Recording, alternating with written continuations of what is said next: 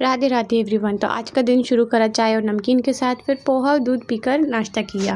और आज दद्दू को जाना था बाज़ार, क्योंकि आज संडे था तो माधव दद्दू को छोड़ ही नहीं रहे थे, तो इसलिए उनको भी लेके जाना पड़ा। तो फटाफट से मैंने माधव को तैयार किया और ये भी तैयार हो गए, क्योंकि अकेले तो नहीं बनता उसको ले जाते। तो ये तीनों जन फिर बाज़ार चले गए और माधव इतना खुश हो गया जिसकी कोई हद नहीं। अभी इस टाइम तो मौसम अच्छा दिख रहा था, बट लौटते टाइम तक इतनी धूप हो गई थी कि जब तक ये वापस आए तब तक इनके गाल लाल हो चुके थे। आज संडे था तो आज मेरा कुछ अलग सा खाने का मन कर रहा था, तो मैंने शाम की तैयारी के लिए मटर भिगो के रख दी थी। तो सोचा आज आलू की टिक्की बनाएंगे। तो ये मैंने पहले तो कभी नहीं बनाई है, ये पहली बार ही बना रही थी। तो मटर में मैंने मसाले डाल के सीधा उबाल दिया था और कुछ नहीं किया।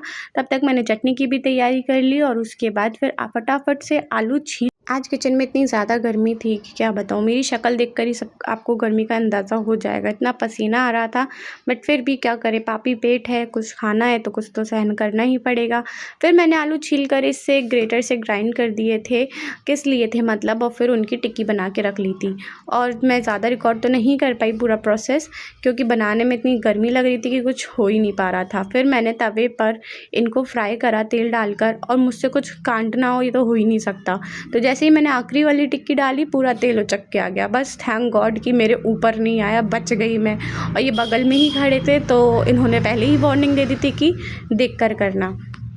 तो फिर कुछ इसी तरह से मैंने तवे पे टिक्कियों को सेका, बट मेरी टिक्की पता नहीं क्यों इतनी क्रंची नहीं हुई थी, सॉफ्ट ही थी, बट ठीक है, खाने में अच्छी लग रही थी। इसमें मैंने इसको क्रंची करने के लिए थोड़ा सा सूजी का आटा डाला था, बट उतनी क्रंची हुई नहीं, क्योंकि वो मैंने ज़्यादा नहीं डाला था। तो अगले बार जब बनाऊंगी तो इस बार कुछ अलग करूंगी। बाकी खाने में बहुत अच्छी थी, टेस्ट काफ़ी अच्छा था।